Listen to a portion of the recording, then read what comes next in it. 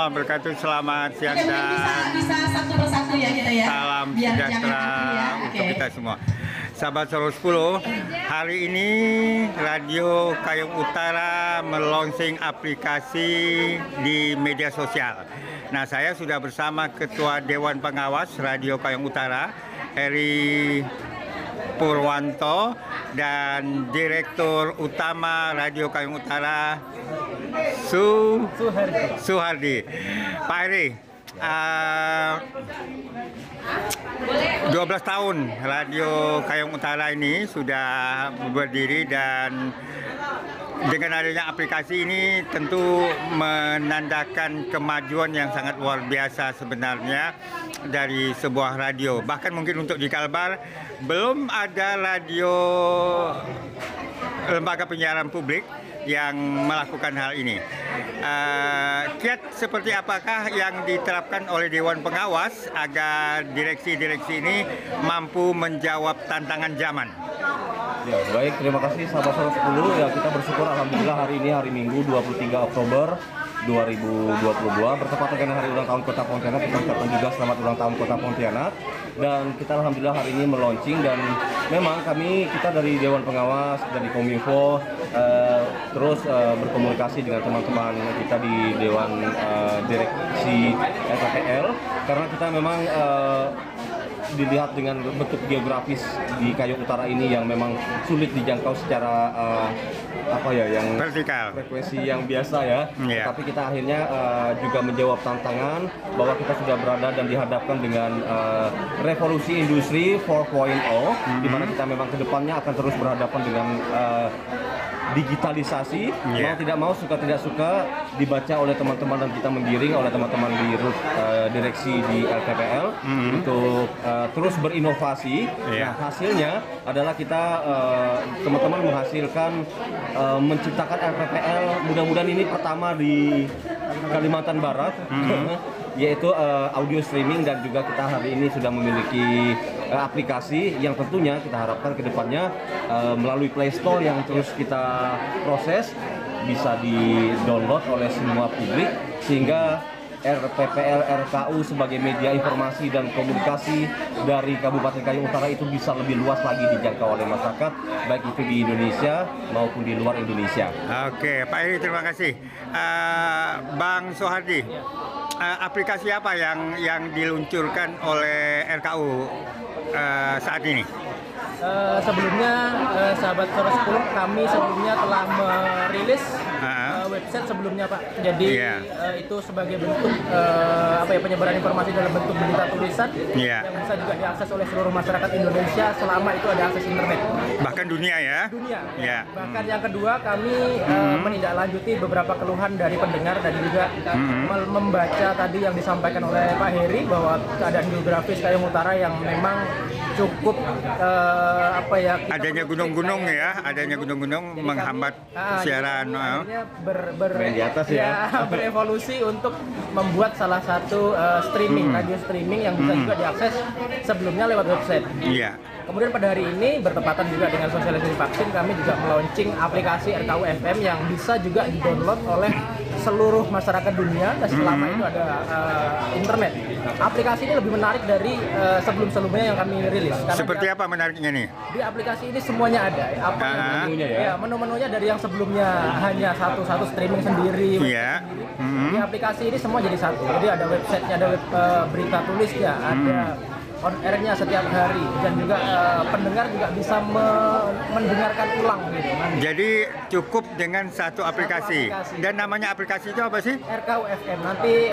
RKU? RKU FM. Jadi buka di Google Play, nanti Google Play. Bisa download di Google Play Store gratis dan bisa disaksikan di manapun seperti itu. Brandnya ini ya. Betul. Nanti bisa dilihat sahabat. Kita shoot. Jadi nanti di Play Store RKU FM aja di aplikasinya ya. Nah, selama ini kan sudah dicoba dengan pecahan-pecahan tadi ya. Nah, sebelum dia tergabung di aplikasi RKU ini, tanggapan masyarakat dunia maya terhadap RKU ini seperti apa sih? Ini kami baca tanggapan ini dari statistik, Pak. Iya, Dari statistik. ada statistik, jadi bukan ngarang ya? Statistik sebaran pendengar dan juga banyaknya pendengar setiap hari berapa. Iya. Jadi kita sudah saat ini sering kali dalam satu kali dengar itu udah di angka ribuan, Pak. Iya. Bahkan sebelumnya kami pernah mendapatkan pendengar yang sampai 40 ribu hanya untuk sosialisasi vaksinasi. Dan itu menurut pantauan kami, pendengar-pendengar kita tersebar bahkan di luar Indonesia. Iya. Mahasiswa-mahasiswa kita yang sedang studi di Sudan. Ini mahasiswa Kayong Utara atau mahasiswa Indonesia? Kayong Utara. Oh, ada mahasiswa Kayong Utara di luar negeri. Wah, iya. Wah. Jadi mereka itu mengobati kerinduan mereka dengan Iya. mendengar RKU melalui radio streaming seperti itu, Pak. Iya. Di Sudan, di Azerbaijan seperti itu. Kalau capaian lainnya dari aplikasi ini seperti apa? Selanjutnya tentu kita akan terus mengikuti perkembangan bagaimana kami juga tentu ini sebagai bentuk mungkin kalau kita bisa sebut ATM amati tiru modifikasi seperti itu, Pak ya. Iya. Jadi kami juga berpatokan pada kita contoh saja misalkan RRI yang terus berkembang dengan RRI Net, RRI Play Iya. yang menjadi panduan kami apa yang bisa LPPL ini juga kembangkan sebagaimana LPP seperti itu. Nah, kalau begini, RKU kan sudah memberikan begitu banyak kemudahan bagi pendengar dan juga mungkin bagi OPD atau pemerintah daerah untuk berpartner dengan RKU. Nah, seperti apa tanggapan dari teman-teman dari pemerintah daerah ini dan DPR? Untuk masalah jam, Pak ya, jam misalkan dari OPD ingin bersiaran di RKU. Saat ini RKU cukup padat, Pak, dengan berbagai fitur yang sudah kita miliki. Oh ya? OPD juga cukup ngantri. Oh ya. Oh, berarti tanggapan OPD sudah cukup baik ya? Cukup baik. Ya. Cukup baik. Seperti itu. Nah, kalau Dinas Informasi Kominfo seperti apa? Ini kan sebenarnya Kominfo ini adalah ibu dari LPP. Nah, seperti apa Kominfo memandang RKU sebagai ibu yang melihat seorang anaknya yang ternyata berkembang dan menurut saya ini agak di luar ekspektasi selama ini.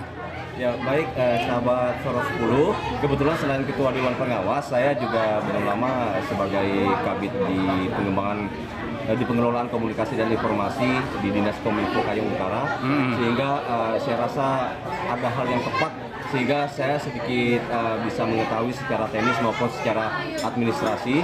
Namun yang jelas dari komunikasi kita dengan kepala dinas dari perkembangan LPPL RKU ini, kita di ujung tahun anggaran, di anggaran perubahan 2022 ini akan ada penambahan peningkatan beberapa peralatan yang sudah dikomunikasikan dengan teman-teman Dirut. Itu adalah merupakan wujud dari support atau mendukungnya kita kepada LPPL RKU yang terus berkembang. Kalau program lainnya sambil berjalan, sahabat RKU, tapi kita mohon doa, mudah-mudahan saja komitmen kita bersama, semangat kita bersama, walaupun tantangan alternatif pilihan media massa itu sudah banyak, radio itu tantangannya besar, tetapi kita yakin, kita optimis ke depan melalui aplikasi, apalagi sekali lagi saya ulangi, kita sudah menghadapi era revolusi industri 4.0, 4.0, itu adalah semuanya sudah digital dan kita yakin RKU akan lebih berjaya ke depannya. Bang Soardi, terakhir, harapan kepada masyarakat Kayong Utara dimanapun berada, tidak hanya di wilayah Kayong Utara. Tentu kalau harapan kami dari institusi maupun secara pribadi, Pak, saya berharap bahwa masyarakat dapat lebih mudah lagi untuk mendapatkan informasi dan tercerahkan apa selama ini kita tentu sudah mengenal berita-berita hoax dengan hadirnya salah satunya media RKU. tentu kami berharap masyarakat dapat menyimak informasi dari kami yang tentunya melalui berbagai proses editing, proses seleksi berita, wartawan mencari berita, tentu itu akan lebih valid dan mengantisipasi berita hoax seperti itu. Iya. Serta untuk teman-teman sahabat Sorot 10 juga jangan lupa apabila ada saran, ada kritikan, ada masukan, tentunya sangat ditunggu oleh pihak RKUI. Nah, oke, terima kasih atas kesempatan bincang-bincangnya Bang Heri dan Bang Sodi. Yasmin Umar untuk Sorot 10.